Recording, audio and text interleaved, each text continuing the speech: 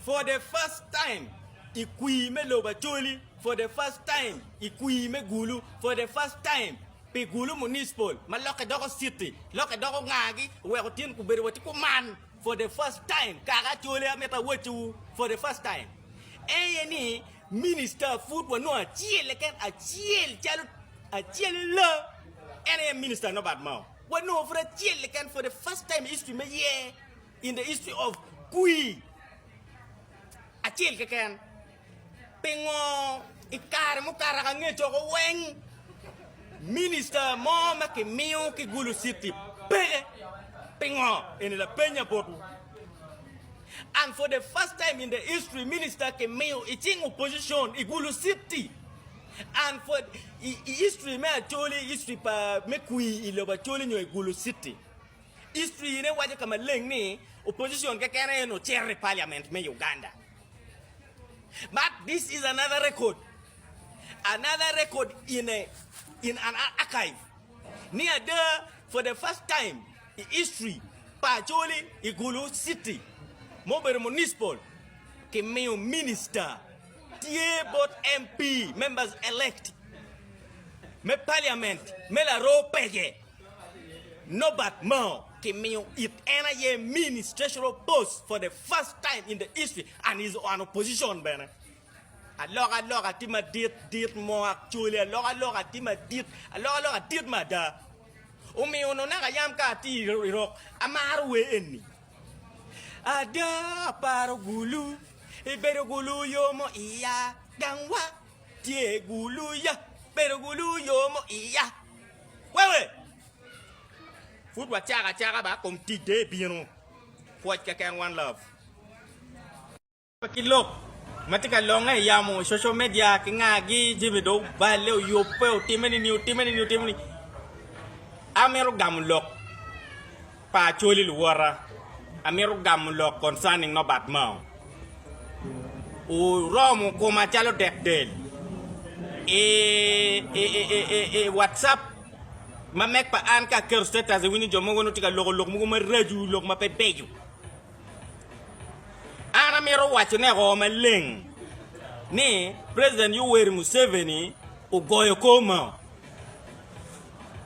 Mao ti type down money maka ini logo kere gen mai logo ke en kere lok to ke gaga chi ka unu ne an rel meto no kuipa mao mu dugu chen pajo o chero kere we log ma speakership race I Kampala kachani loke polo beradi a chen bo beru ka kelu log mo ma ake chen we on beru ka lu polina di a chen kitungu chel benaro mo chwa ko Museveni manok because CDF Jerome was ukati o endorsing o both. El kirika bete CDF o endorsing o both. CDF o mirunge lo ini kong. Dielo nindo. O weko mane woko. Eno niti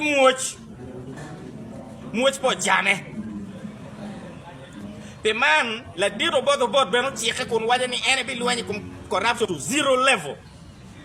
Which is good. Wana nywele Uganda tunywa yomi ye ba kana wacha aduku chen ko mancha logo ni ngo lep ma unu chani kuma kan ka cha chani kum le dir no bad ma tim kon gena ngo kum beri chani food ma tika holding office ma mege makimio ire manyen ene justice and constitutional affairs chalo minister Nyute ene futika door wichike manyone ene futa driver ni je loka ni chike ngoke ken ma president Museveni chike kilwa la dir ma be nano ni jemeno Chope la dir ma be nano ni ilubu ko ginano ni and we are poor and watch kape wa vugu ma kiping we o ma doni iteke no ma pe jeme ben chero link kumeno mir vugu ma de betie wan tie be man ana bi legi Jinga de mo ma ke yer beru dipiti ke yer talo dipiti me amela rope utani kuma ka penya la pen mo pe konya ana gamu yere lo ga chele kana weni o mera timbe pe konya de mo kwer ngati mo ma futi angati no baro borri pe lak mo pa ngar mo me konya kwer ngati chani pingat mani ma ini mar me ti chokwede remember ni ngar mo ne ma ini tamni ti chokere ma dane anda ka ro beru chokere loyo pian wan well ake kama che